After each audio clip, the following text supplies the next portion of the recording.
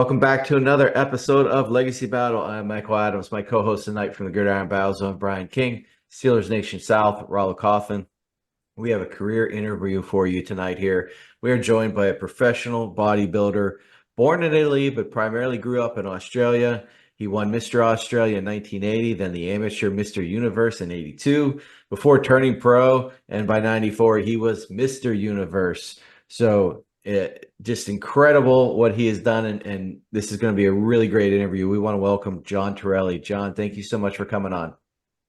Yeah, thank you for asking me. It's a real honor when people recognize that you may have done something a little bit extraordinary and go out of their way to talk to you. So I'm really flattered that you chose to speak to me about whatever it is.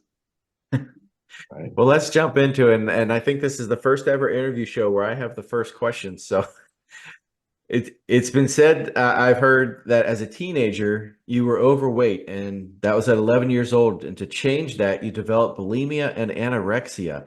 Is these rumors true? And if so, how did you manage to change your diet and stop these diseases? Well, you know what? I remember it was a morning where I was on school vacation, and my mother was getting ready and she prepared breakfast, or what you could call breakfast, and it was a box of assorted biscuits with it was a huge box of assorted biscuits, which was a regular breakfast that I would have with milk and coffee. And I was probably, I don't know, maybe not even 10. And I remember wearing this polo top and these shorts, and my belly was sticking out. And I looked at myself and I said, you know what? I don't think this is a cool look for women. I don't think girls are going to like you. And I remember walking and bothering my mother. And I said, listen, I want you to come out to the kitchen. I want to show you something. And it was this box of biscuits. And I said, listen, do you think this is going to make me fat, or any fatter than what I already am? And she goes, no, look, it's all good for you. Just, hurry up, eat your breakfast, and we'll go and meet your aunt, which was a sister. And she left, and I'm looking at this and I'm going, you know what? This just doesn't sound right. Just eat your favorite biscuits and leave the rest, because you're going nowhere with this. You're going to have to start doing something about this. And from there, every meal that was put in front of me, I used to question. Like, I remember, I think it was a day later, we had roast pork. And I'm looking at it and I'm going, so out of this, there's got to be something here that's making you this fat. What is it? Is it the potatoes? Is it the peas? Is it the pork?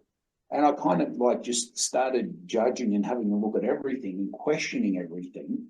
So from that age, I just started developing this habit, and then, my own research, eventually I got to the point where I knew a lot about diet. I'm actually a qualified sports nutritionist, personal training. But look, I knew all of this before I did any of those courses. Pretty much whatever course I did, I studied it because it was a respectable thing to do if you're going to do a course. But I pretty much knew everything. Whatever qualifications I've got, it was all self-taught before I got the qualifications. So that's how it all started at a very young age. So that's the part about the diet. And from there, I remember, and a friend of mine was actually yesterday we started the script for a documentary we were going to do about this. Then the next thing I remember was sitting in a barber shop, and it was a Saturday morning, and here in Australia back then, by 12 on Saturday, all the stores were closed. Right, it was a cut-off hour at 12 o'clock on a Saturday. Everything was closed. All the supermarkets would close. There'd be nothing open Saturday night, nothing open on Sunday. So I remember sitting inside the barber shop, and in back of the comic book, there was always a story about Charles Atlas. I'm not sure if you know who that is.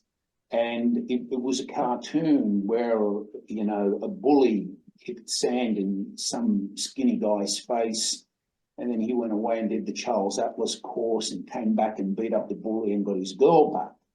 So that was something I used to see on a regular basis. And, you know, I'm looking at it, but it was cartoons. This particular day, there was a real photo of, I didn't know who I was looking at. It was Steve Reeves, the guy that played Hercules. Now, in the Hercules movies, he had a beard, right? And he was holding the horses and you see his biceps popping, and that was Hercules. I didn't know that this was the same guy. It was just a good-looking photo of him, good-looking man in the physique. And I'm looking at this and I'm going, what have I got to do to look like this? I mean, this is just incredible. And I remember that day, the barber was running late. My mother was really pissed off and she was waiting outside. So I put the comic book down. I went out there and I said, Mum, I got this real problem. I'm so frustrated. I've just seen what this guy looks like. I really want to look like that. You got to help me. And she goes, you had better hurry up and get your hair cut. Otherwise, if we don't get out of here soon, the stores are going to close and we're going to have no food to eat. Right? And there, I just didn't speak to her about it. And I just said, I've got to do something about this. You know, I would have done anything to look like this guy. And slowly but surely, you know, things happened. And I remember reading a bodybuilding magazine. I didn't know what I was reading. It was an article on how to build your chest. And because it didn't really have any photos, I went by what I read, and it said prone bench press 4 times 12. And I'm looking at this and I'm going, all right, John, study it, find out what this is. And I'm going, prone means you're laying down. Now, bench press, I don't know what that is, and I don't know what the numbers are about. What's 4 times 12? I didn't know that meant 4 sets of 12 reps. But what I did read was prone bench press. And I said, all right, so basically they're asking you to lay down and you've got to press a bench. I go, you don't have a bench. So I did it with a coffee table. I lay down and started lifting the coffee table. And I remember breaking one of the legs on the coffee table and putting it back. Then my poor mother's vacuuming and sweeping and the table just fell over. And she goes, what happened to the coffee table? I said, I don't know. It wasn't. So that was pretty much my start. That's how it's. But John, I understand that you had an early inspiration, bodybuilder and acting legend Arnold Schwarzenegger. So can you tell us when you first saw him and what exactly it was that made you desire to be like him? Well, it was Steve Reeves originally before Arnold. Right? Okay. I still didn't put 2 and 2 together that the guy in the back of the comic was Hercules. I hadn't matched that up yet. So then buying these bodybuilding magazines, there was an article on Bill Pearl and how he was challenging everyone because this was going to be his last contest of professional Mr. Universe. And he spoke about competing against Sergio Oliva and competing against Arnold. So I'm looking through this magazine and it was I think it was my first year or my last year in. Here we got primary schools up to the age of 12. You're doing primary school and then you go into high school. And I remember reading this while I was in class. And it actually could have even been my first year of high school. So I'm looking through this magazine and I see Bill Pearl. And I said, all right, so is this guy the best or is there somebody else? Now, looking through the magazine, I came across photos of Arnold Schwarzenegger and Sergio Oliva, but I still didn't place who they were, right? And looking at them, I thought, is this as good as it gets? Because if this, look, I'm sorry if I sound confident or arrogant or anything like that, but when I saw these guys, I said, is that it? Is that all you have to do? Now, I didn't realize how difficult it was going to be. I just had this vision of being this big, powerful, superhuman guy, you know, wanting to be something like Superman or Mighty Mouse. And then by the time I realized who Arnold Schwarzenegger was, I was already well educated in So then it was just a matter of taking action and learning what it is that I needed to look like these guys. So already I had started to become anorexic. I stopped eating and I started exercising. Now, because I didn't know how to exercise, and obviously there was more than just lifting a coffee table, what I did is I saw an American war movie where soldiers were doing calisthenics. And I said, you know what, that's a good place to start. Why don't you just start doing that? Jumping jacks, push-ups, whatever they were doing that day on that war movie is how I started exercising. That's how it all started. So from, you know, I just educated myself by buying bodybuilding magazines and just reading and consuming information. So, John, in 1976, you really hit the bodybuilding scene in very impressive fashion. You won the Teen Mr. New South Wales competition. And then later that day, you won the overall New South Wales competition, becoming the youngest man to ever do so. So can you tell us about that banner day and what it meant for your confidence going forward?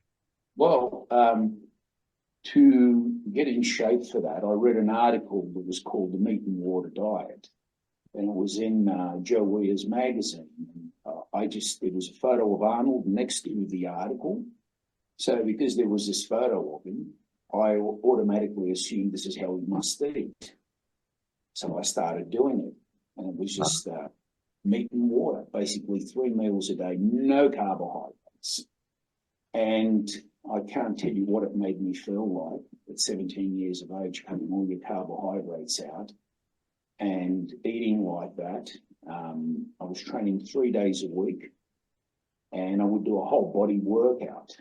And it became crazy because I don't know how deep you guys are into training, or if you know the nuances of what happens when you train, but if you're only eating meat and water, it's really difficult to get a pump, to get blood inside the muscle.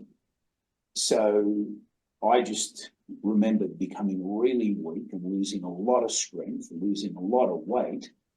And it was just, I just thought, wow, this cannot be good. There's something wrong here. This is the way these guys eat, but look at the strength that you're losing. What are you going to do?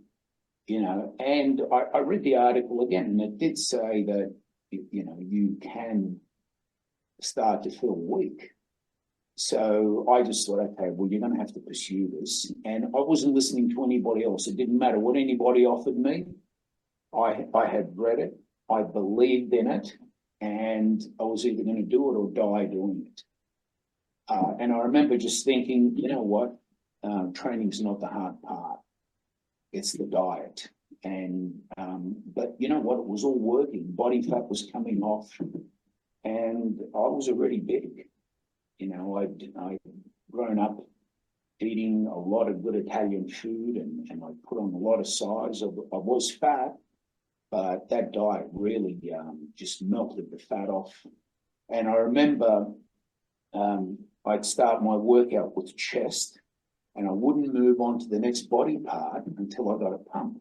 Now, it's almost impossible to get a pump when you're on 0 carbohydrates. So one day I remember I said, you know what, you're not even counting your sets. You're just chasing a pump. And I said, just think about what you've done. It was like about 75 sets for chest, which is insane. You know, and then I went into the dressing rooms, I took my shirt off and I did a side chest and I said, I was expecting to see something that looked like Arnold. And I said, you know what, you don't look like Arnold, but whatever it is that you're doing, you're looking pretty good. Put your shirt back on, go in there and finish your workout. It became so hard, it was like a prisoner marking off. I remember the calendar crossing every day off and thinking, I haven't got far to go. You know, I'm nearly there. And on the day of the contest, I changed things around because I read an article where back in those days, runners were starting to experiment with carb loading. So I thought, you know what, try this. So the morning of the show, I didn't eat my regular food.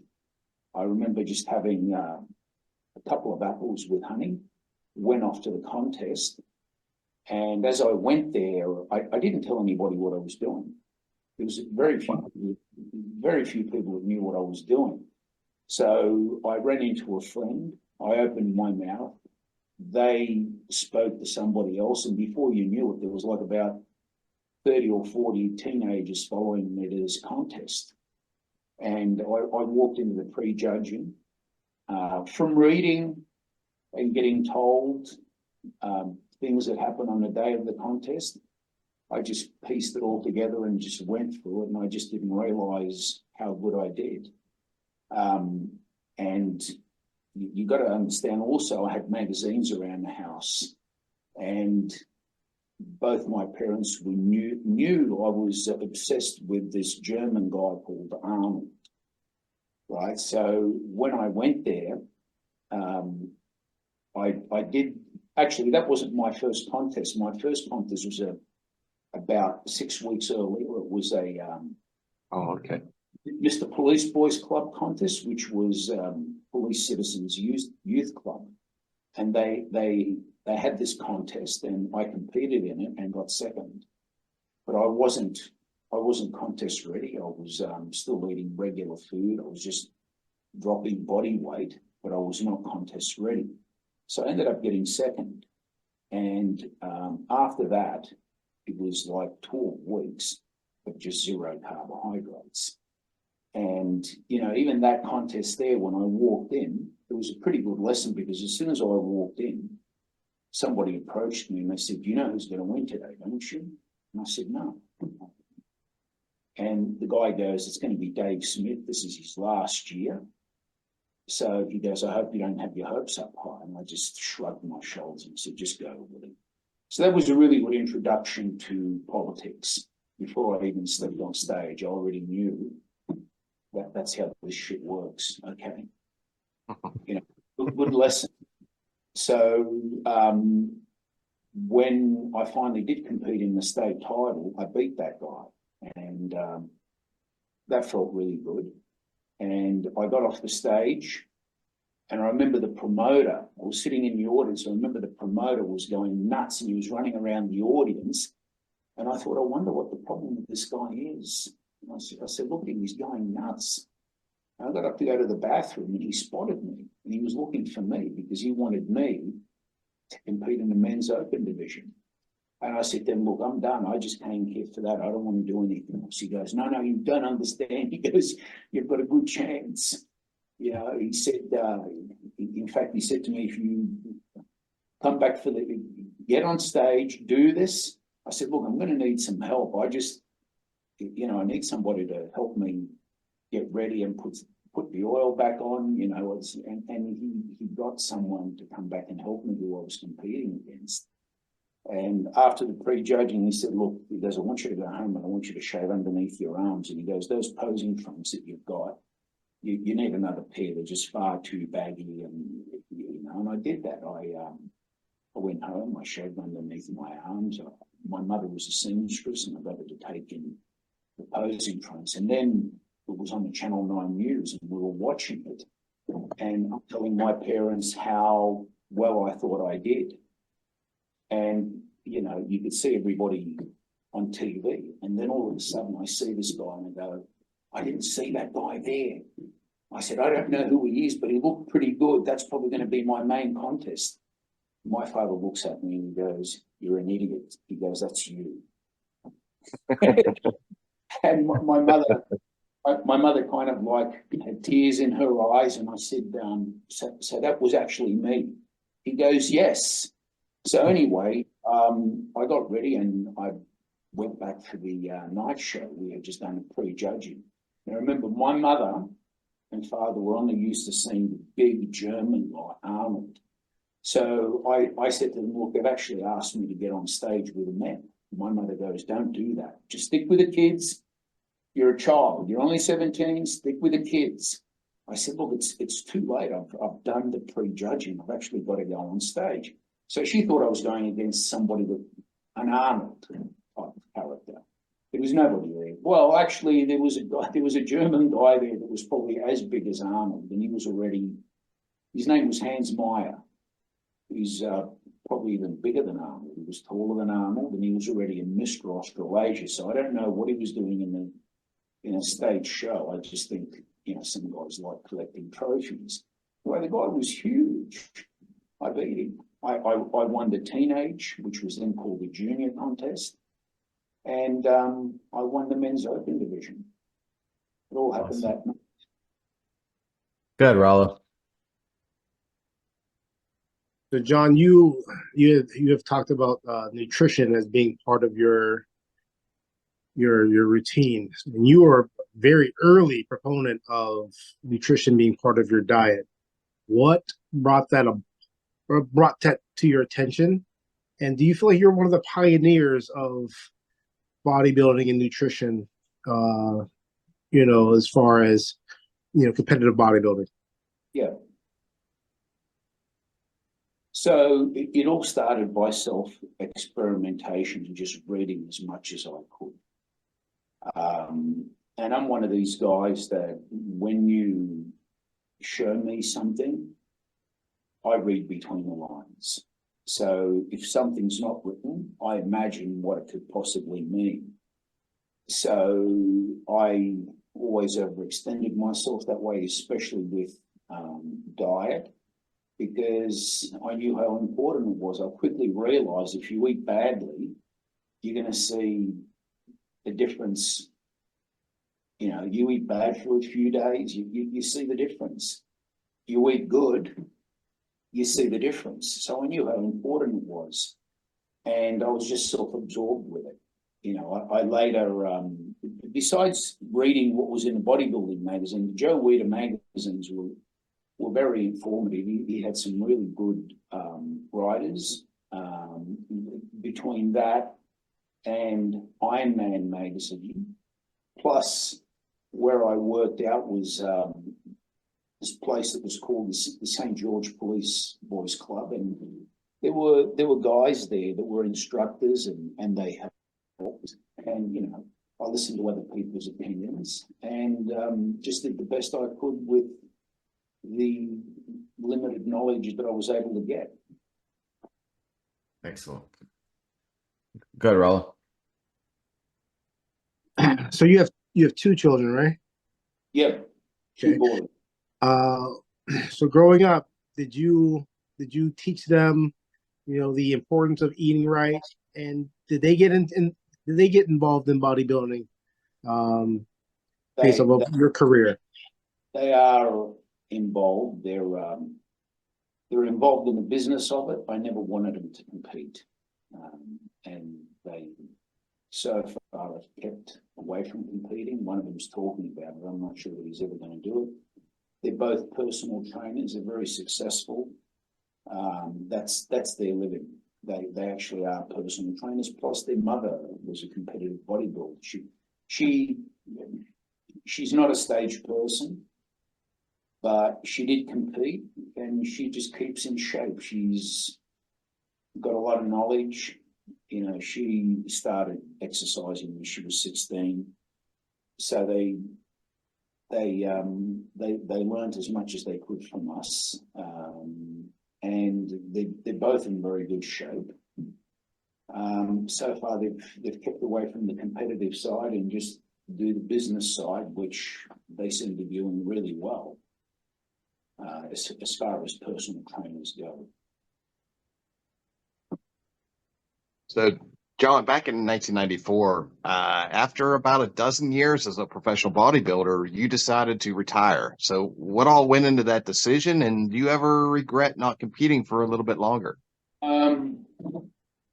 No. I decided that I didn't want to pursue it before my second professional contest.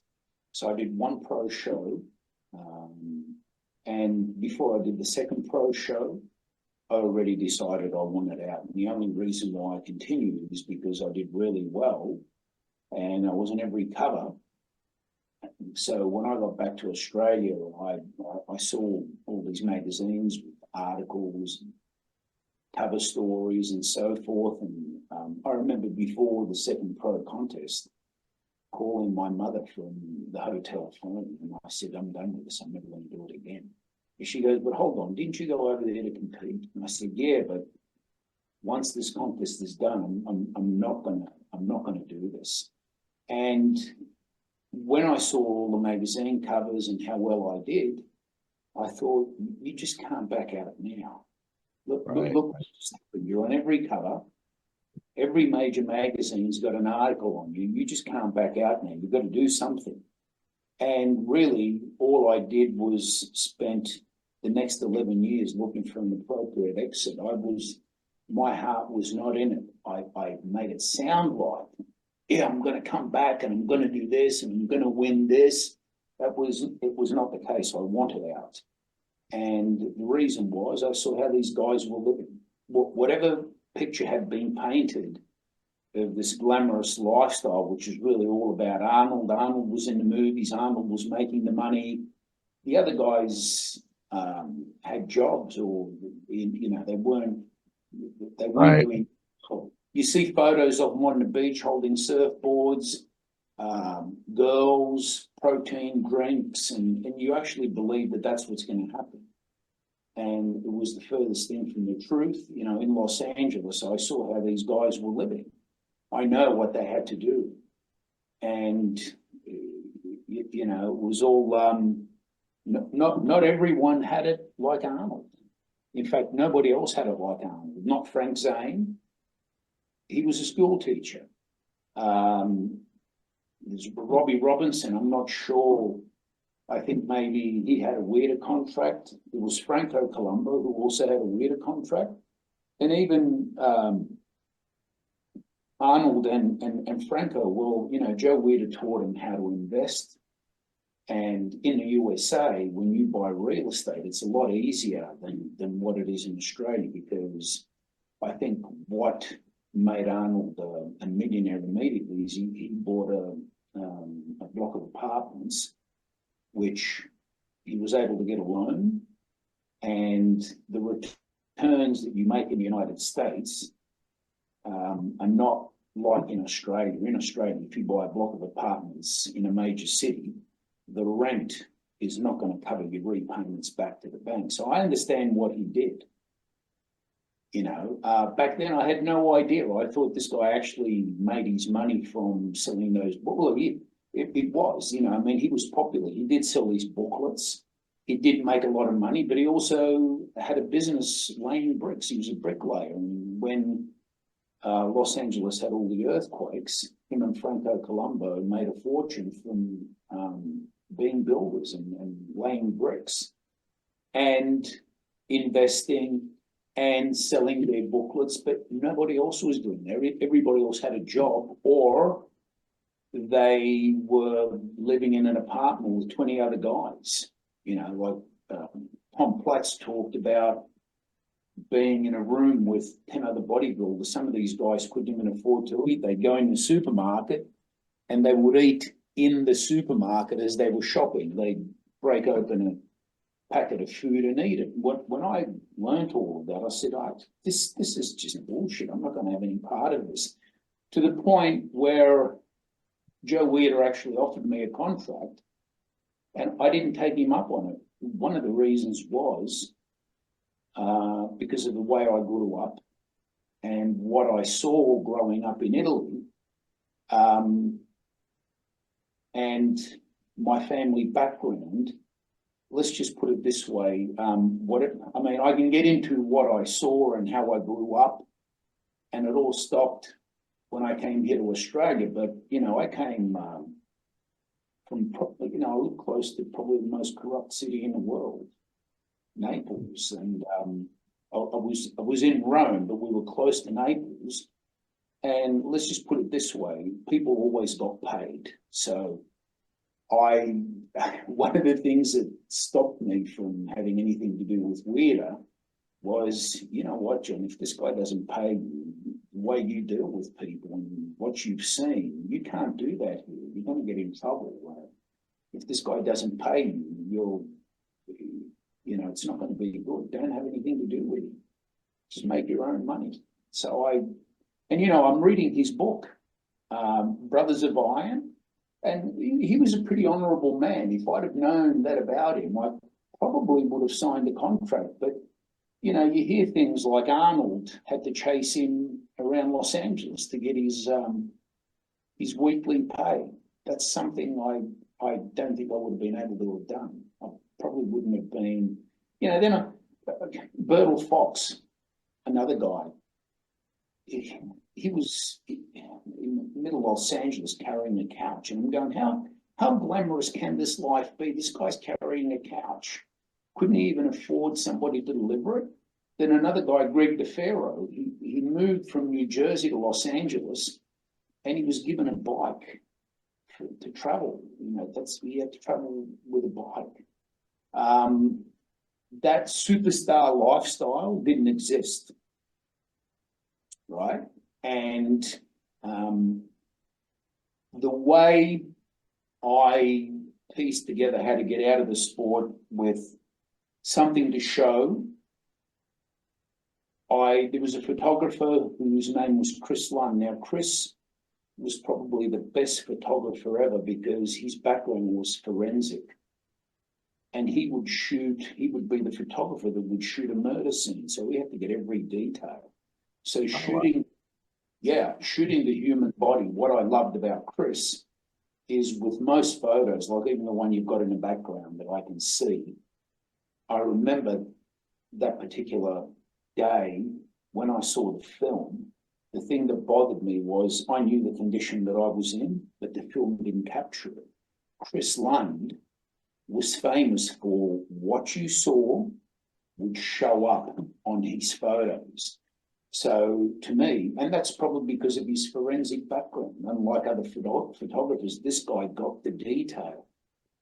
And we were walking to Gold's Gym to do a photo shoot, and he was English, and you know, I've got this Australian background, even though I was born in Italy, and we kind of like were able to speak in a manner where probably, you know, some of the jokes that we pulled on each other, a USA citizen wouldn't probably get it, but we got on because English and Australian humour is pretty much the same. And he could do a lot of things with me, and I could say a lot of things to him that, you know, we just gelled. And we were talking about Samir Bannout and how much trouble Samir was in. And Chris said, look, if I was Samir, I'd probably go to the other federation, NABA, I'd win the professional Mr. Universe and get out. And I'm thinking, there's your exit. There's your appropriate exit. Why don't you just do that? Because you know what, I wasn't popular with the judges or the officials. I was not, let's put it this way, there's two sorts of bodybuilders when it comes to the business of bodybuilding. One of them will be a promoter's dream, and then there's another guy who's the promoter's nightmare. And let's just say I probably would have been promoter's nightmare. Because well, look, you know, your expectations, if you expect certain things, you're going to get disappointed. You know, and I had big expectations, and I could see they weren't going to be met. And I could see the way these guys were living. And there was no superstars. There was no superstar lifestyle. There was no mansions. There was no girls on the beach. There was no surfboards with protein shakes and training and just doing that. You had to, you know, you probably had to get involved in something where you're serving either gay men or, you know, doing sex tricks or whatever it takes, whatever it took. And I just, not that I got anything against, you know, people's sexuality, but I had an expectation. And what I got involved in was not what it was cracked up to be. So I wanted out. So I'm surprised that I even did as good as I did, because the one thing I did do, I said, until you find this appropriate exit, can you just like learn as much as you can? Just learn. And this is why I've never really had the need for a coach.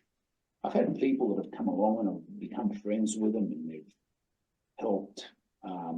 I could never understand a professional bodybuilder. You're that good. Why do you need anybody telling you what to do? Why can't you do it on your own? So I learned as much as I could, and I just felt knowledge is power. So anyway, when Chris made that suggestion, I was not doing well with the IFBB. I was, and with people like me, if you're a little bit off, that was an excuse for the judges to really give it to you.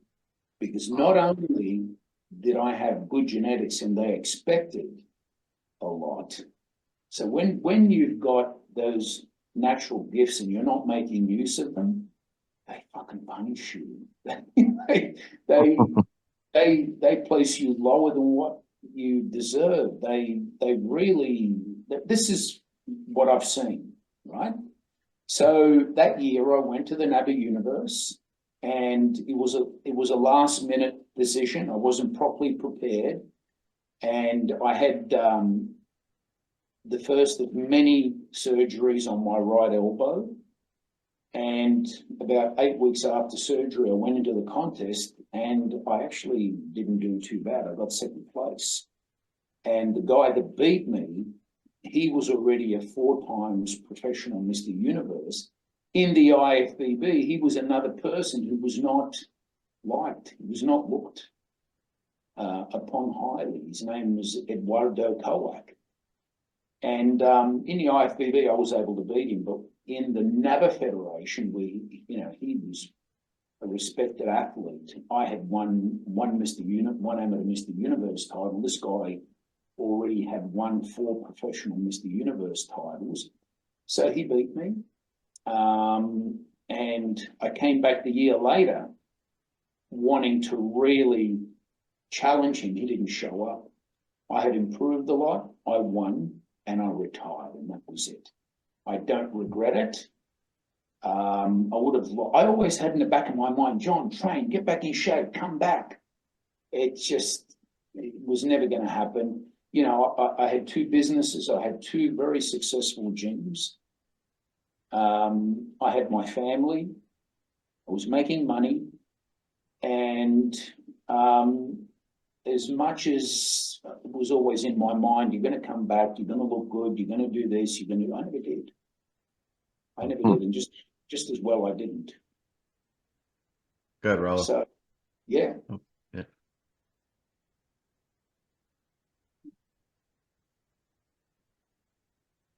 Yeah. You're on mute. Always give me those edit points. I like to give you those edits.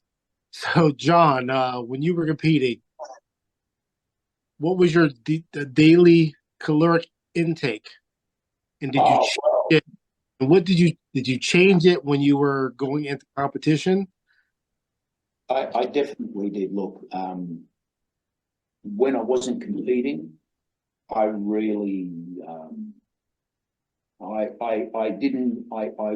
didn't have a lot of work as far as guest posing, so I really get out of shape, and it was quite awful because I saw Arnold, what he looked like in the off season, and this guy would just let himself go, and he would become kind of like skinny fat. So straight away, as soon as I saw that, I picked up that bad habit.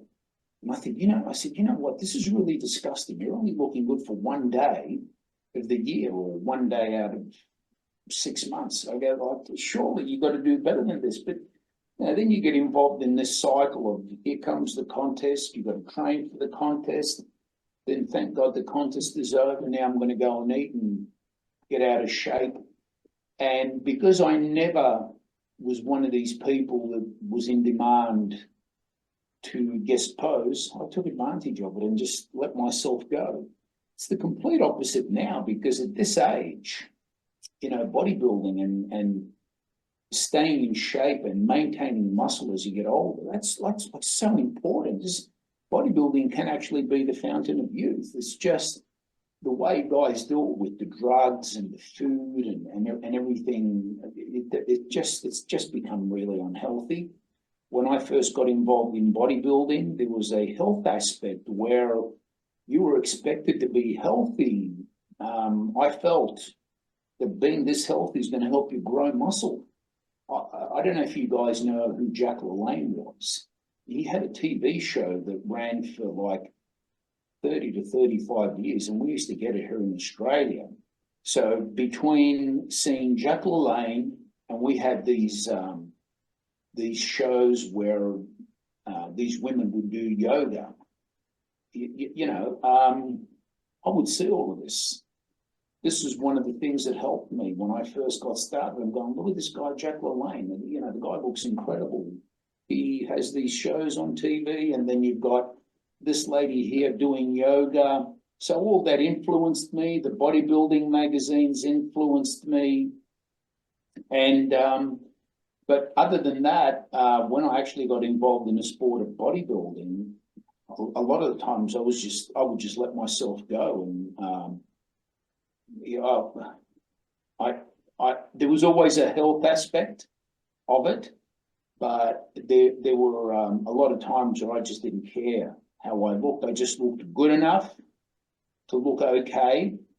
And then as a show rolled around, I'd get in the best shape that I possibly could. And, I quickly fell out of grace. So I just wasn't, I didn't even live in Los Angeles. I didn't play the game. If you were going to be popular, you would have to move to Los Angeles. You would have to constantly do photo shoots for the weirder magazines. And I just, I didn't do any of that. I did as little of it as I could. And again, I was always looking for this way out. I had already put in the back of my head that this is not the way you want to live. So we'll get you out of here with this. The John Terilli Universe. Tell us about your book, available on Amazon. The John Terilli Universe. I'm not sure that I've got it. I'm putting a book together. I am putting a book together. I saw it on Amazon. That's interesting. Something on Amazon that's called the John Terilli Universe. Yeah. I'll have to send you the link for it. You better send me a link. Some guy's probably done something that I don't even know about. But I'm starting to put a book together as we speak. Yeah, hang on a second. Yeah, he's got to look it up. Yeah, that's what I was trying to do. Yeah, I hope we don't have an imposter or something. You never know. People they'll write a book about you and not even tell you, man. It's crazy. Yeah, anything's possible. What I do have is a website called johnterilli.com, and on there's a digital. It was originally a DVD. It's now a digital product, and it shows my split routine and diet. That's available on johnterilli.com, and I've put together a really good protein powder, which you can also get from johnterilli.com. Now, what I'm doing is I'm experimenting with social media to see what it is that you've got to do in order for people to buy your products. Because once I've done that, I don't know if you can see this, I've got a clothing line ready to go. I've got this cream that tightens the skin, and it really works. I've put it together, but I haven't made it in mass quantities because I'm thinking, what's the use of spending money on a clothing line? What's the use of even putting this cream together? You need to learn how to handle social media and get people to buy your products. So the book that I'm putting together is an actual account of what I did, where it was all scientifically done. I had body fat testing, hydrostatic weighing. Do you know what that is? Where they weigh you underwater. Yeah. So my lean body mass, this happened over 16 weeks. I had a lean body mass of 187 pounds, 15% body fat. So it was around 220. but the lean tissue was 187 pounds. In those 16 weeks, I put on 25 pounds of muscle and lost 10% body fat. So my body weight remained the same, but there was a big shift in the way that I looked. And did I use anabolic steroids? Yeah, but there was a section where I didn't use anabolic steroids, and it shows you the top out of those 16 weeks when I wasn't using any anabolic steroids, and the gains were really from the diet and a training program. So that's going to have a lot of good information in it, because not only that, I was one of these guys that went a long way without using any anabolic steroids. I actually became the best bodybuilder in the country before I ever touched anything. So the other side of me is really health orientated. I really do know how to build muscle and change physique without taking any drugs, because that's how I started. When I eventually did use anabolic steroids, I think in the long run, they probably got in the way more than helped, because when you do those drugs, it shuts off your own natural system. You know, what your body naturally produces gets shut down. And this is one of the reasons why between contests, I didn't keep in shape, because I actually came off, where people just keep taking stuff. And then before a contest, they just take more. They watch their diet, where with me, I would go on a fast. I was always conscious of the gut and gut problems. I was always health conscious, and I'm going, you can't take this stuff all the time. Now, they have what's called hormone replacement therapy. So as you get older, it's actually a good idea to use a little bit of male hormone in order to keep your levels within normal range. Back then, none of this information was available, and being health conscious, I would just go, look, forget about this great look that you want to have. Restore your health. It was always about restoring your health for me, not the way that I lived. So, I'm into fasting. I'm into getting blood tests and making sure that everything is healthy, long life.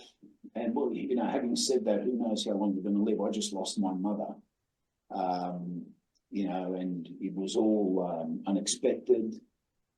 I've been in and out of hospital with repeated surgeries on my foot. I was her carer. I missed a whole bunch of medical appointments. And while I was in hospital, she passed away, so I'm just very conscious of health, long life, and what you've got to do. And, from now on, this is basically what I'm focusing on. Being healthy. I mean, I got this cream, it tightens the skin. It actually tightens your skin. It actually works. And it's just that I haven't mass produced it, because I'm thinking you've really got to get your social media shit together and see what it takes for people to, to follow you and buy your stuff. That's what I'm doing at the moment. So whatever, and this documentary that we're doing, it's about my training methods, which are not what you would expect them to be. The things that I did before I became a professional bodybuilder that took me to the level where I pretty much had everything that I needed. They weren't the standard stuff that you do in gyms. It just wasn't.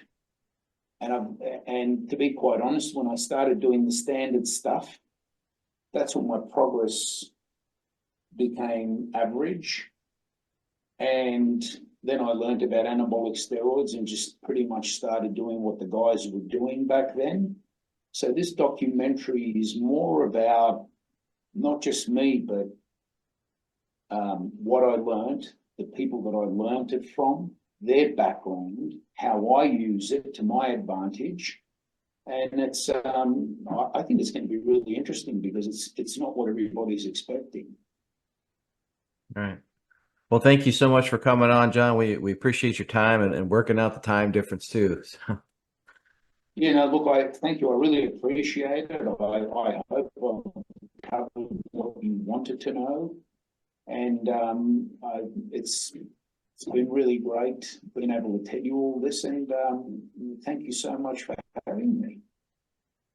Yeah, I'll remind everybody, hit that like, subscribe, notification button. Thank you everyone for watching. We'll see everybody next time. Have a great night.